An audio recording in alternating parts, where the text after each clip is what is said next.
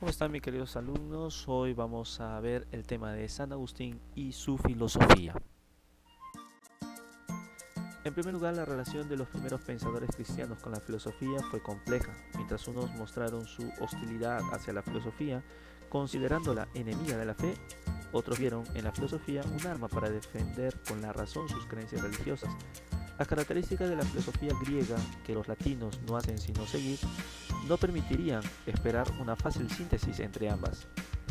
El planteamiento griego del tema de Dios, por ejemplo, se limitaba a sus interpretaciones como inteligencia ordenadora, como causa final o como razón cósmica, tal como aparece en Anaxágoras, Aristóteles y los estoicos, respectivamente.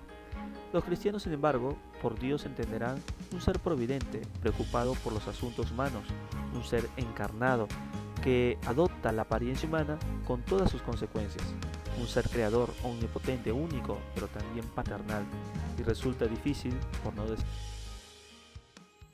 imposible, encontrar tal visión de Dios en ningún filósofo griego. Como vemos, pues algunos cristianos rechazaban la filosofía como enemiga de la fe, otros fue todo lo contrario, el mejor instrumento para transmitir la fe. San Agustín, que es el tema de hoy, va a utilizar la filosofía para transmitir la fe, para transmitir el amor de Dios. Pues bien, mientras que los griegos por un lado también creían en Dios, pero no el Dios cristiano, sino un Dios, digamos así, que creó todo cuanto existe, pero se desentiende de su criatura, de su creación. Para el cristiano no. Un Dios creador, pero también un Dios providente, es decir, un Dios que cuida, paternal, amoroso. Hemos visto, pues queridos alumnos, una pequeña introducción. Ahora vamos a darle al tema que nos toca, es de San Agustín y su filosofía. Veamos un poco ahora su vida. San Agustín, Aurelius Agustinus, del año 354 y muere en el 430, más conocido como San Agustín o Agustín de Hipona. Es, junto con San Jerónimo, San Gregorio y San Ambrosio, uno de los 4 más importantes padres de la Iglesia latina. Argelino de nacimiento, nació de padre pagano, llamado Patricio, y de madre cristiana, llamada Mónica. Se educó en las ciudades norteafricanas de Tagaste, Madaura y Cartago. La Iglesia Católica lo acogió mediante el bautismo en el año 387. Fue ordenado presbítero, es decir, sacerdote, en la ciudad de Hipona en el año 381 y obispo de la ciudad, es decir, de la misma ciudad, en el año 395. El día 24 de agosto del 410 entraron en Roma por la puerta Salaria las tropas de Alarico, saqueándola a hierro y fuego. Esta desgracia motivó que Agustín predicase su sermón sobre la caída de Roma y escribiera la famosa obra La ciudad de Dios. 2 decenios después, las huestes de Genserico asediaron Hipona, donde su obispo murió en el año 430. Veamos, queridos alumnos, a continuación algunas obras de San Agustín. Recordarles que San Agustín tiene mucha literatura, mucha escritura. No vamos a mencionarlas todas, solo algunas cuantas, y de allí vamos a sacar el pensamiento, la filosofía agustiniana. Las obras de San Agustín, por tanto, nos han llegado casi en su totalidad y en un buen estado a la actualidad. Estas están enumeradas en las Retractaciones de Agustín y en el Indiculus de San Posidio.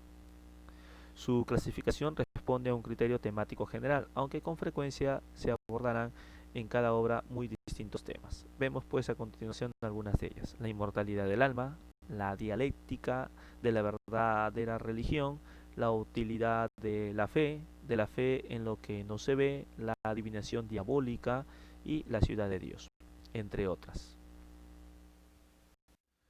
Sus obras filosóficas, tenemos allí las siguientes: Contra los académicos, La vida feliz, El orden, Soliloquios, La inmortalidad del alma, que ya habíamos mencionado anteriormente, la dialéctica también, el libre albedrío y la dimensión del alma. En efecto, la obra de San Agustín de Hipona supone la primera gran síntesis entre el cristianismo y la filosofía platónica, es decir, la filosofía de Platón. Aunque inspirada por la fe, el pensamiento de San Agustín dominará el panorama filosófico cristiano hasta la aparición de la filosofía tomista, es decir, de Santo Tomás de Aquino, que es del siglo XII. ejerciendo un influjo considerable en la práctica totalidad de pensadores cristianos durante siglos, llamado por algunos el último sabio antiguo y el primer hombre moderno. San Agustín tuvo entonces la genialidad de señalar una nueva dimensión del hombre, la intimidad donde descubre a Dios.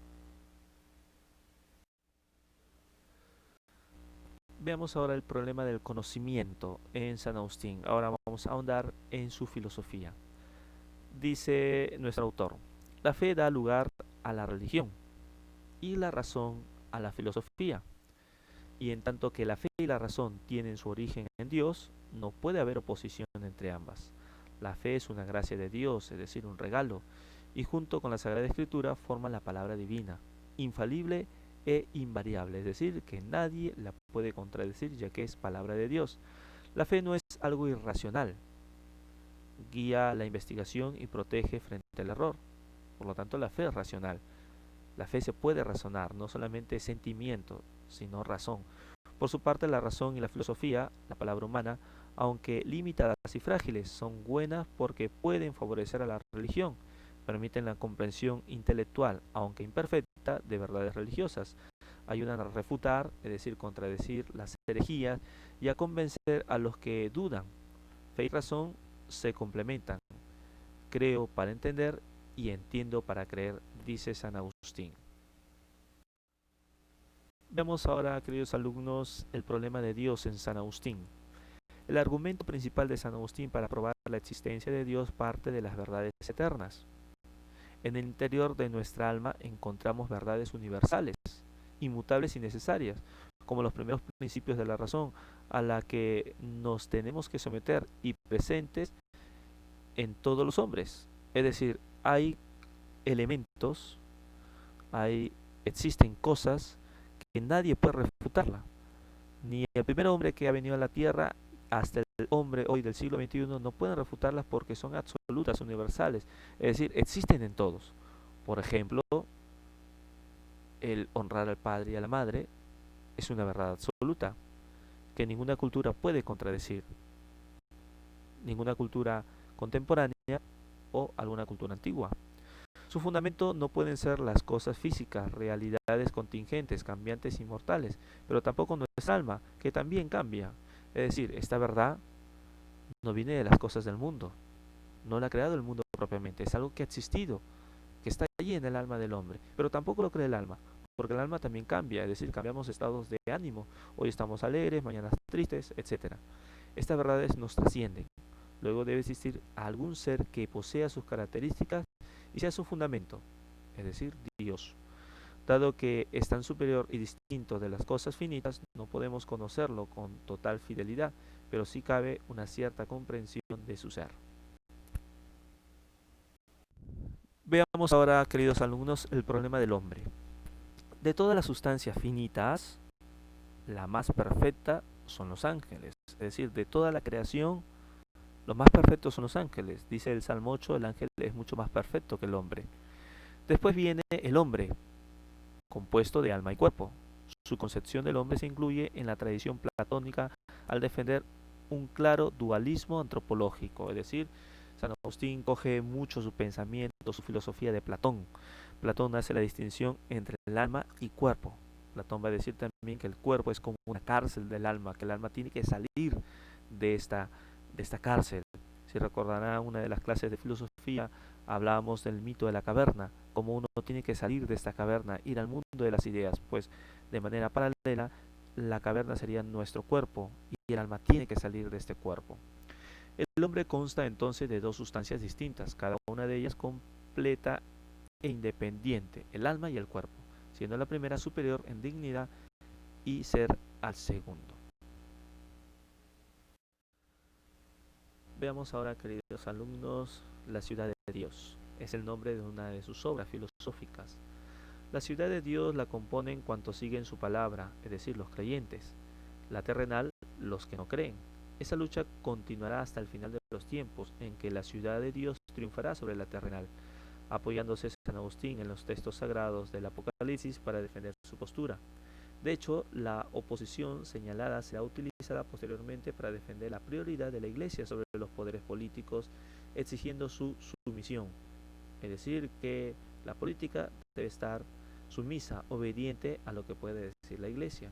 Lo que ocurrirá en la Alta Edad Media, sobre todo en la historia, vamos a ver en nuestro curso de religión, cómo la Iglesia tiene el poder absoluto. Quien quiere ser gobernante, quien quiere ser rey, tiene que tener, por ende, primero la bendición del Papa, de los obispos. Asegurada esa dependencia, San Agustín aceptará que la sociedad es necesaria al individuo, aunque no sea un bien perfecto. Sus instituciones, como la familia, se derivan de la naturaleza humana, siguiendo la teoría de la sociabilidad natural de Aristóteles. Aristóteles va a decir que el hombre es un ser sociable, necesita la sociedad para progresar, y el poder de los gobernantes procede directamente de Dios.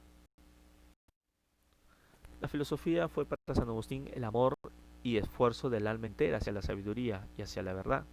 La verdad era para San Agustín el ideal supremo al que se entregó con pasión. Esta verdad es la que se refiere al alma y a Dios, los dos objetos de su preocupación filosófica. Dice la oración de San Agustín: rezo como si todo dependiera de Dios, trabaja como si todo dependiera de ti. Frases de San Agustín: ama y haz lo que quieras. Si callas, callarás con amor. Si gritas, gritarás con amor. Si corriges, corregirás con amor. Si perdonas, perdonarás con amor, decía San Agustín. Aquí tienen una imagen de San Agustín con su madre, que también es santa, Santa Mónica. Dice Agustín de Hipona: la fe consiste en creer lo que no vemos, y la recompensa es ver lo que creemos. Una vez hemos visto la teoría ética de San Agustín, es necesario que nos preguntemos por una cuestión que para este autor resulta problemática y que debe resolver de un modo u otro. Si Dios es el bien absoluto, ¿qué ocurre con el mal? Recordemos o pensemos un poquito en qué es el mal. El mal es el dolor, la muerte, son las enfermedades, son nuestros actos malos. Bien, ¿por qué se da el mal? ¿Es algo que existe por sí mismo o por el contrario es algo que ha creado Dios? San Agustín, enfrentándose a la secta maniquea, dirá que el mal como realidad, es decir, a nivel ontológico, no existe. ¿Por qué dice esto San Agustín? Porque las consecuencias de aceptar que el mal existe implicarían negar principios básicos del cristianismo. Y esto va a ser inasumible, inaceptable.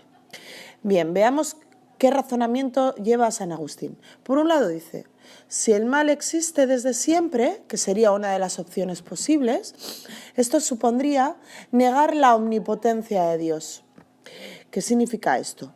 Pues que Dios no podría vencer una fuerza que es igual de poderosa que Él y que además existe también como Él desde siempre. La otra opción sería que el mal no existiera desde siempre, es decir, que hubiera sido creado en un momento dado. ¿Quién habría creado este mal? Evidentemente no podría ser otra persona, otro ser, mejor dicho, que el propio Dios. Entonces esto significaría que Dios no es bueno. ¿Por qué? Porque ha creado el mal, evidentemente. Alguien que crea el mal no puede ser bueno. Pero estas dos consecuencias, la primera, que Dios no es omnipotente, y la segunda, que Dios no es bueno, niegan principios básicos del cristianismo. Y por tanto, la premisa no puede ser aceptada. Así que, por tanto, el mal no existe. Vale, San Agustín llega a la conclusión de que el mal no existe. Y la pregunta que nos podemos hacer es: entonces, ¿qué narices es eso que llamamos mal? Lo que San Agustín va a decir es que el mal no existe como realidad ontológica. Lo que existe es vacío de bien, ausencia de bien. El mal no es algo positivo, es algo negativo, es un vacío, una ausencia. Ausencia de bien. ¿Y qué es el bien? Pues evidentemente el bien es Dios, por lo tanto el mal es ausencia de Dios, ausencia de bien. ¿Por qué hay ausencia de bien, vacío de bien en nuestras vidas y en la realidad? Pues este vacío de bien, esta ausencia de bien, es el resultado de que los seres humanos nos alejemos de Dios, nos alejemos voluntariamente de Dios. Alejarnos de Dios es alejarnos del bien absoluto. Vale, entonces, si el mal es ausencia de bien, es vacío de bien, ¿qué es lo que provoca este alejamiento de bien? Pues San Agustín lo tiene claro, lo que provoca es el pecado, el mal moral. El mal no existe como realidad, sino que en el fondo es una conducta desviada. Es el producto de una voluntad, la humana, orientada, gracias a nuestro libre albedrío, pero por culpa del pecado original, hacia lo material, hacia el amor propio, el amor a uno mismo hasta el punto de dejar de lado a cualquier otro ser vivo e incluso al propio Dios. ¿Por qué ocurre esto? Ya lo hemos dicho, por un mal uso de nuestro libre albedrío, de nuestra capacidad de decidir entre el bien y el mal. Por tanto, es única responsabilidad del ser humano. Si el mal no existe, ¿qué pasa con cosas como la muerte, las enfermedades o las catástrofes naturales? El cristianismo dirá que esto también es consecuencia del alejamiento por parte del ser humano de Dios, es decir, también es vacío de bien y ausencia de bien. ¿Por qué? Pues debido al pecado original. Recordemos que Dios había dado un mandato a los primeros seres humanos, Adán y Eva, que no comieran del árbol de la ciencia del bien y del mal. Y el ser humano, Adán y Eva, lo que hacen es desobedecer directamente un mandato divino y deciden comer, es decir, deciden enfrentarse a la autoridad y actuar en contra de sus normas. La consecuencia directa es el castigo, y el castigo era la muerte, la necesidad de trabajar y sufrir enfermedades y dolor. Por tanto, todo esto es también responsabilidad humana y no de Dios. Muy bien, queridos alumnos, les dejo ahora la tarea. Quiero que me interpreten las siguientes frases de San Agustín. Reza como si todo dependiera de Dios. Trabaja como si todo dependiera de ti. Hay que hacer más caso a quien enseña, no a quien da órdenes. Si necesitas que te echen una mano, yo puedo prestarte las dos. Somos cotillas por naturaleza, siempre indagando en la vida de los demás. Sin embargo, nos da pereza la introspección personal y no tendemos a conocernos a nosotros mismos para rectificar errores. Solo sé algo cuando nadie pregunta, pero cuando un hombre me pide una explicación, se me olvida todo. Por lento que vayas, nunca te alejes del camino. Es 1000 veces mejor cojear por un trayecto seguro que correr a toda velocidad y alejarse de su meta, pues nunca alcanzarás su destino. Muy bien, queridos alumnos, nos escuchamos en nuestra próxima clase de Zoom.